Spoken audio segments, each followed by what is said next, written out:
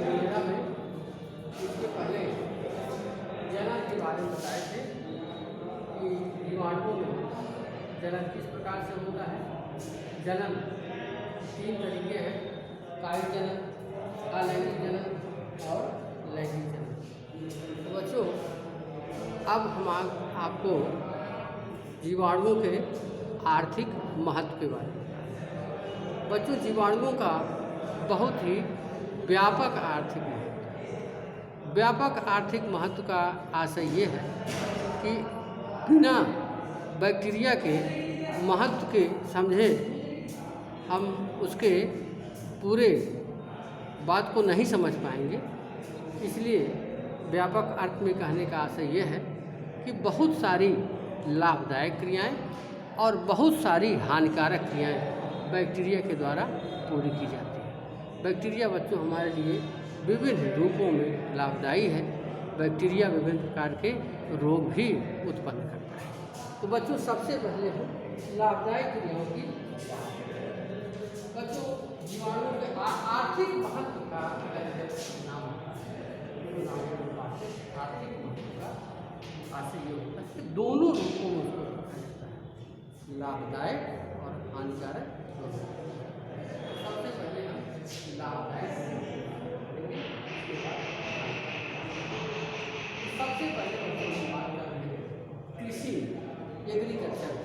कृषि आप जानते हैं खेती बाड़ी, कृषि जैसे पौधे उगाए जाते हैं खेतों में, मृदा में। तो बच्चों जो बैक्टीरिया है वो हमारी मृदा की उर्वरा शक्ति को बढ़ा देता है। मृदा की उर्वरा शक्ति को बढ़ाना बैक्टीरिया का काम है। बहुत सारे ऐसे बैक्टीरिया हैं जो मृदा की उर्वरा शक्ति को बढ़ाते रहते हैं। उसमें पहला है by nitrogen fixing bacteria. By nitrogen fixing यानी बच्चों बहुत सारे बैक्टीरिया ऐसे होते हैं जो स्वतंत्र रूप से मृदा में पाए जाते हैं और जो वायुमंडलीय नाइट्रोजन होती है उसको नाइट्रेट के रूप में बदलते हैं। फिर से सुन लें तो मृदा में बहुत सारे ऐसे बैक्टीरिया पाए जाते हैं जो वायुमंडलीय नाइट्रोजन को नाइट्रेट के रूप में बदलते रहते हैं। पौधे उस नाइट्रेट को जड़ों के माध्यम से ले करके प्रोटीन का निर्माण करते हैं। बच्चों कुछ बैक्टीरिया सहजीवी के रूप में होते हैं, सहजीवी के रूप में होते हैं जो दलहनी फसलों की जड़ों की गांठों में पाए जाते हैं। दलहनी फसलों की जड़ों की गांठों में पाए जाते हैं जैसे राइजोबियम। दलहनी फसल की अगर बात करें जैसे चना है, मटर है, अरहर है, लेगुमिनेसी है, सेब है, ये ऐसे पौधे हैं जिनकी जड़ों में जीवाणु सहजीवी के रूप में पाए जाते हैं। सहजीवी का आश्रय करते हैं जहाँ वेंटिलेट जहाँ दोनों को लाभ होता है, हाँ किसी को इस तरह से पौधों की लेगुमिनेसी पौधों की जड़ों की गांठों में पाए जाते हैं और ये नाइट्रोजन को नाइट्रेट करते रहते हैं और इसके बदले में पौधों से ये भोजन मिलता है। एजेंटोबैक्टर और प्लास्टिडियम ये स्वतंत्र लीड बैक्टीरिया है, जबकि राइजोबियम, लेग्यूमिनोसेरम ये बच्चों सहजीवी बैक्टीरिया। अब आगे बच्चों हम बात करेंगे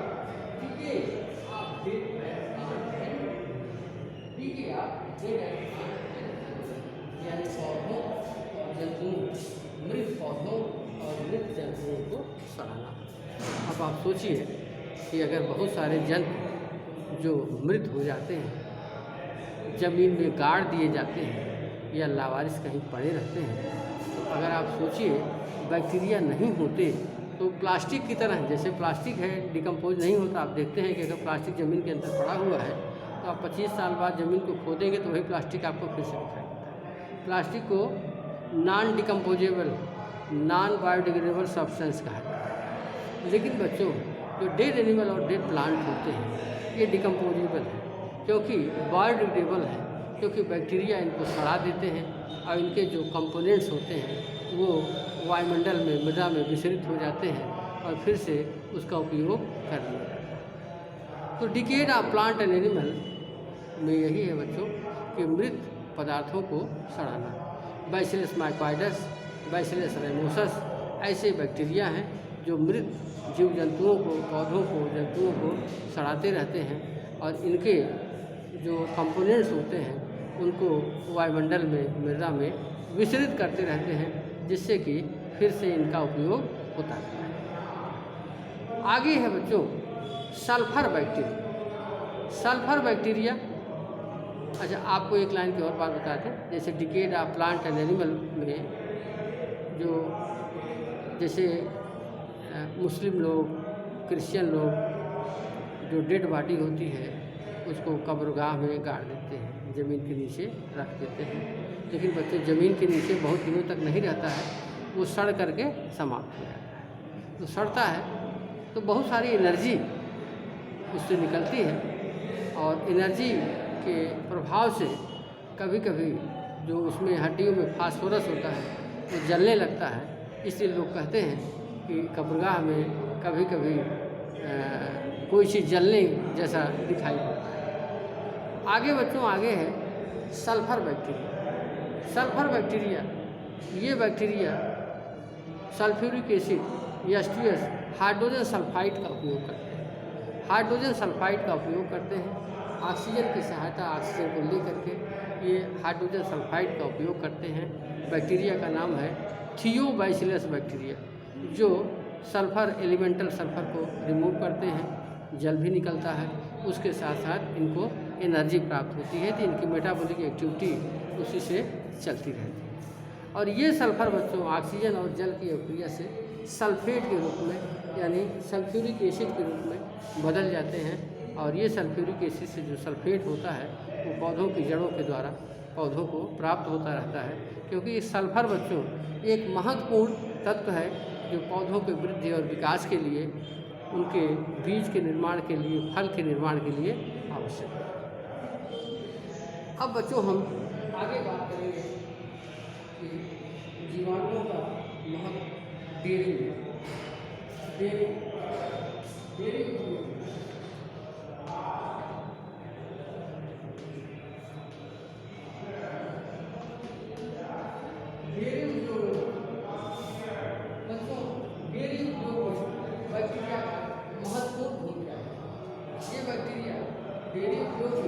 महत्वपूर्ण भूमिका निभाते हैं। आप दूध से जो दही है, मक्खन है, पनीर है, जो भी चीज़ें आप प्राप्त करते हैं उसमें बैक्टीरिया का ही महत्वपूर्ण योगदान होता है। बच्चों जो दूध से दही बनती है उसके लिए बैक्टीरिया होता है Streptococcus lactis. Streptococcus lactis, Streptococcus lactis,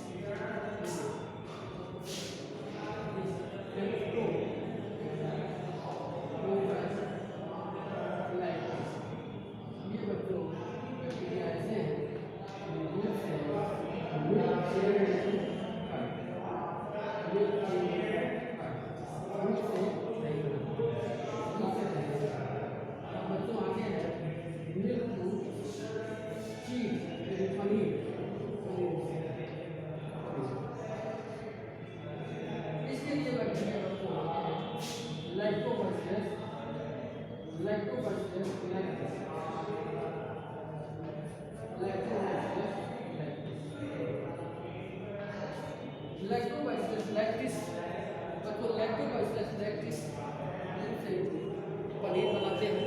दूध से जो पनीर प्राप्त होता है उसके लिए बैक्टीरिया लैक्टोबैसिलस लैक्टिस होता है, और जो दूध से दही प्राप्त होता है उसके लिए स्ट्रेप्टोकोकस लैक्टिस होता है। इसके अलावा बच्चों मक्खन प्राप्त होता है, स्ट्रेप्टोकोकस लैक्टिस से मक्खन प्राप्त होता है। तो इस तरह से बच्चों जो बैक्टीरिया हैं डेयरी उद्योग में महत्वपूर्ण भूमिका निभाते हैं। दूध से दही बनाने में, पनीर बनाने में, मक्खन बनाने में इन्हीं बैक्टीरिया का उपयोग किया जाता है। आप देखते हैं गांव में देखते होंगे, शहर में देखते होंगे, दही बनाने के लिए अगर किसी को घर में अपने दही बनाना है तो वो थोड़ा सा दूसरे के घर से या मार्केट से खरीद कर दही लाता है और फिर उसे दूध में मिला देता है। तो आप निश्चित रूप से समझते होंगे कि आखिर क्या बात है कि थोड़ा सा दही ला करके दूध में मिला दिया तो दूध दही बन गया। इसका मतलब बच्चों उसमें बैक्टीरिया होते हैं जो आ करके इसमें मल्टीप्लाई करते हैं और मिल्क को कर्ड में चेंज करते हैं। बच्चों आज के लिए इतना ही, आगे हम कल फिर बताएंगे आपको। धन्यवाद।